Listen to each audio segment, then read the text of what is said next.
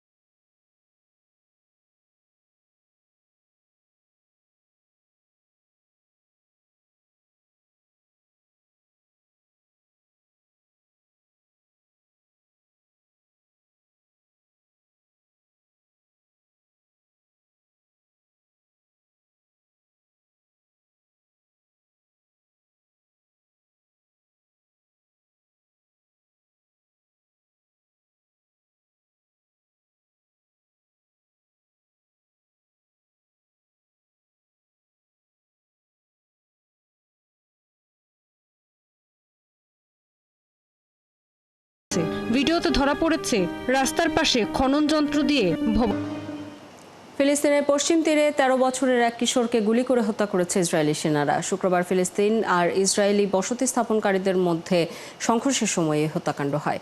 Al Jazeera জানিয়েছে, নিহত কিশোরের নাম আমর আলী কাবা।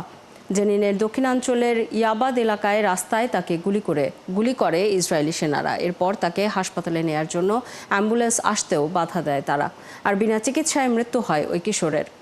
তার বাবাকেও কাছে যেতে দেয়া হয়নি। নিহত ছেলের কাছে যেতে চাইলে বেধড়ক পিটিয়ে আহত করে তাকে আটক করে ইসরায়েলি সেনারা, এসব তথ্য জানিয়েছে ওয়াফা নিউজ।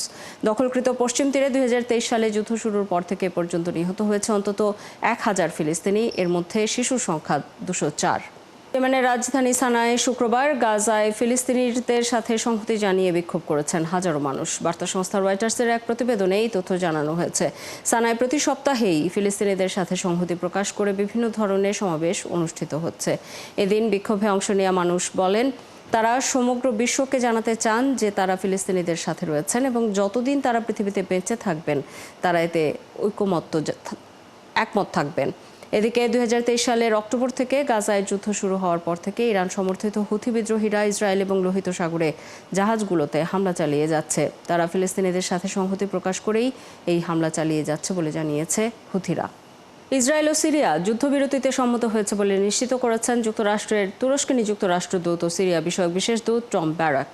স্থানীয় সময় শুক্রবার এক্সে পোস্ট করা এক বিবৃতিতে তিনি এই তথ্য জানান। এই চুক্তিকে তুরস্ক, জর্ডান এবং অন্যান্য প্রতিবেশী দেশগুলো স্বাগত জানিয়েছে বলে সিএনএন জানিয়েছে। এটিকে একটি কূটনৈতিক মাইলফলক হিসেবেই দেখা হচ্ছে। যুক্তরাষ্ট্রের দূত ব্যারাক ড্রুজ বেদুইন এবং সুন্নি সম্প্রদায়ের প্রতি আহ্বান জানিয়েছেন তারা যেন অস্ত্র নামিয়ে রেখে অন্যান্য সংখ্যালঘুদের সঙ্গে একত্রে শান্তি ও সম্প্রীতির পথে একটি নতুন ও ঐক্যবদ্ধ সিরিয়া গড়ে তোলেন। এর আগে গত বুধবার ইসরায়েল সিরিয়ার রাজধানী দামেস্কে সরকারি স্থাপনাগুলো লক্ষ্য করে বিমান হামলা চালায়।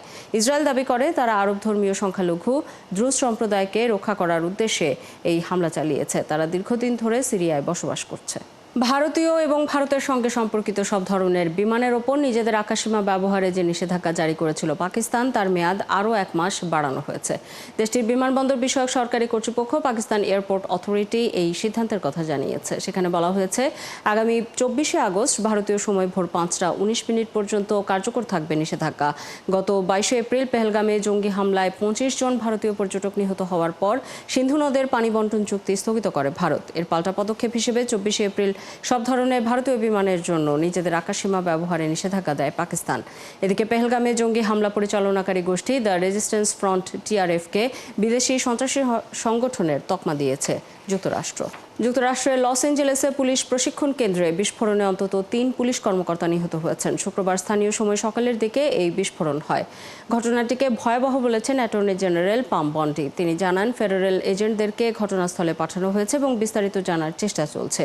বিস্ফোরণের কারণ এখনও স্পষ্ট নয়। আরও কেউ হতাহত হয়েছে কিনা সেটিও তাৎক্ষণিকভাবে জানা যায়নি।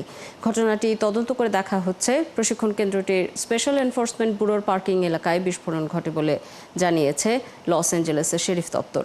ধারণা করা হচ্ছে কেন্দ্রের বোমা প্রতিরোধী স্কোয়াডের সদস্যরা বিস্ফোরক নিয়ে কাজ করছিলেন এবং অবিস্ফোরিত গোলা এক জায়গা থেকে আরেক জায়গায় নিয়ে যাওয়া হচ্ছিল। সেই সময়ই বিস্ফোরণ ঘটে। যুক্তরাষ্ট্রের বিশ্ববিদ্যালয়গুলোতে ভারতীয় শিক্ষার্থীদের আগমন উল্লেখযোগ্য হারে কমে গেছে। আন্তর্জাতিক শিক্ষার্থীদের ঘিরে ডোনাল্ড ট্রাম্প প্রশাসনের চলমান জটিলতার কারণে এই সংকট দেখা দিয়েছে বলে মনে করছেন বিশ্লেষকরা। গত বছরের তুলনায় এবার বিদেশগামী শিক্ষার্থীদের সংখ্যা প্রায় 70% কমে গেছে। মূলত যুক্তরাষ্ট্রের ভিসা অ্যাপয়েন্টমেন্ট স্লট ফ্রিজ থাকা এবং হঠাৎ করে ভিসা প্রত্যাখ্যানের হার বেড়ে যাওয়া এই পরিস্থিতির মূল কারণ। হায়দ্রাবাদের ওভারসিজ কনসালটেন্ট জানিয়েছে, যুক্তরাষ্ট্রের ক্ষেত্রে এই সময়ের মধ্যে সাধারণত বেশিরভাগ শিক্ষার্থীর ভিসা ইন্টারভিউ হয়ে যায় এবং তারা যাওয়ার প্রস্তুতি নেয়। এবার প্রতিদিন ওয়েবসাইট রিফ্রেশ করা হচ্ছে একটা স্লট খোলার আশায়। এটা গত কয়েক বছরের মধ্যে সবচেয়ে খারাপ পরিস্থিতি। মার্কিন কর্তৃপক্ষ জানিয়েছিল ভিসা স্লট পর্যায়ক্রমে ছাড়া হবে, কিন্তু বাস্তবে স্পষ্টতা নেই বলে উদ্বিগ্ন শিক্ষার্থীরা। কেউ কেউ স্লট বুক করেও কনফার্মেশন পাচ্ছেন না। এমন সংকটে ভারতের অনেক শিক্ষার্থী যুক্তরাষ্ট্রে আবেদন বাতিল করে জার্মানি, কানাডা বা ইউরোপের দিকে ঝুঁকছেন। যুক্তরাষ্ট্রের প্রেসিডেন্ট ডোনাল্ড ট্রাম্পের প্রস্তাবিত বৈদেশিক সহায়তা ও সংবাদ মাধ্যম তহবিল হ্রাস বিলে প্রাথমিক অনুমোদন দিয়েছে হাউস অফ রিপ্রেজেন্টেটিভস। এখন $900 কোটি তহবিল সংকোচন বিল হোয়াইট হাউসে পাঠানো হবে আইনে পরিণত করার জন্য। বিলটি ভোটাভুটির জন্য শুক্রবার উত্থাপিত হয়। এর পক্ষে ভোট পড়েছে 216 থেকে 213টি।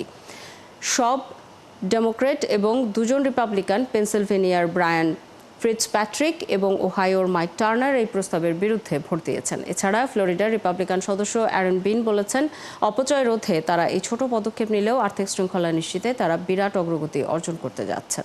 পারমাণবিক কর্মসূচি নিয়ে কূটনৈতিক আলোচনা শুরু করতে ইরানকে তাগাদা দিয়েছে ফ্রান্স, ব্রিটেন ও জার্মানি। গ্রীষ্মের শেষ নাগাদ সমঝোতার কোনো দৃশ্যমান অগ্রগতি না হলে জাতিসংঘে নিষেধাজ্ঞা পুনর্বহালের হুমকিও দিয়েছে তারা। বৃহস্পতিবার ইরানের পররাষ্ট্রমন্ত্রী আব্বাস আরাকচির সাথে ভার্চুয়াল বৈঠকে যোগ দেন এই 3 দেশের পররাষ্ট্রমন্ত্রী। ফোন আলাপের পর ফরাসি কূটনৈতিক কর্মকর্তা জানিয়েছেন, একটি দীর্ঘস্থায়ী এবং যাচাইযোগ্য পারমাণবিক চুক্তি করার জন্য ইরানকে কূটনৈতিক প্রচেষ্টা অবিলম্বে পুনর্বহাল করতে আহ্বান জানানো হয়েছে। এছাড়া 2 জন কূটনীতিবিদ জানিয়েছেন, ইরানের সাথে শিগগিরই আলোচনার সম্ভাবনা তৈরি করতে যুক্তরাষ্ট্রের সাথে যৌথ কৌশল অবলম্বনের চেষ্টা চলছে। ভারী বৃষ্টিতে বিপর্যস্ত এশিয়ার বিভিন্ন অঞ্চল। বন্যার পানিতে তলিয়ে গেছে ভারতের রাজস্থান রাজ্যের বিভিন্ন জায়গা। পাকিস্তানে বন্যায় নিখোঁজদের সন্ধানে অব্যাহত আছে অভিযান। এদিকে দক্ষিণ কোরিয়ার বেশ কয়েকটি প্রদেশেও ডুবে আছে বন্যার পানিতে। অন্যদিকে ভয়াবহ দাবানলে পড়ছে স্পেন ও ফ্রান্সের বনাঞ্চল। সৃষ্টি ঘটকের রিপোর্ট। শুক্রবার টানা বৃষ্টির পর থেকেই তীব্র জলাবদ্ধতা দেখা দিয়েছে ভারতের রাজস্থানের আজমির শহরে। স্থানীয় মিত্তাল হাসপাতাল অ্যান্ড রিসার্চ সেন্টার এবং জওহরলাল নেহেরু মেডিকেল কলেজ এলাকা ডুবে আছে বন্যার পানিতে। এতে চরম ভোগান্তিতে হাসপাতাল দুটিতে চিকিৎসা নিতে যাওয়া রোগী ও তাদের স্বজনরা। ভারতে গঙ্গা ও যমুনা নদীর পানি বিপদসীমার কাছাকাছি প্রবাহিত হওয়ায় উত্তরপ্রদেশে জারি করা হয়েছে বন্যা সতর্কতা। পাকিস্তানের রাওয়ালপিন্ডি ও পাঞ্জাব প্রদেশের বন্যার পানি কিছুটা নেমেছে। বন্যায় দেশটিতে 1.5 শতাধিক মানুষ মারা যাওয়ার পর এখন ক্ষতিগ্রস্ত এলাকা আবারও বসবাসের যোগ্য করে তোলার চেষ্টা করছেন স্থানীয়রা। দুর্যোগ পরবর্তী কাজে তাদের সহায়তা করছে দেশটির দুর্যোগ ব্যবস্থাপনা কর্তৃপক্ষ। প্রবল বৃষ্টি ও আকস্মিক বন্যায় বিপর্যস্ত দক্ষিণ কোরিয়াও। বন্যা কবলিত অঞ্চল থেকে উদ্ধার করা হয়েছে 1000-এরও বেশি বাসিন্দাকে। পানিতে তলিয়ে গেছে উত্তর গিয়াংসাং প্রদেশের বেশিরভাগ অঞ্চল। রাজধানী সিউলে একদিনে 400 মিলিমিটার বৃষ্টিপাত রেকর্ড করা হয়েছে। ভারী বৃষ্টিপাতে বন্ধ রাখা হয়েছে 4 শতাধিক শিক্ষা প্রতিষ্ঠান। ক্ষতিগ্রস্ত হয়েছে শত শত অবকাঠামো ও স্থাপনা। দেশটির দক্ষিণের চুংচিয়ং অঞ্চলে নদীর নিচে তলিয়ে গেছে বাড়িঘর, রাস্তাঘাট ও যানবাহন।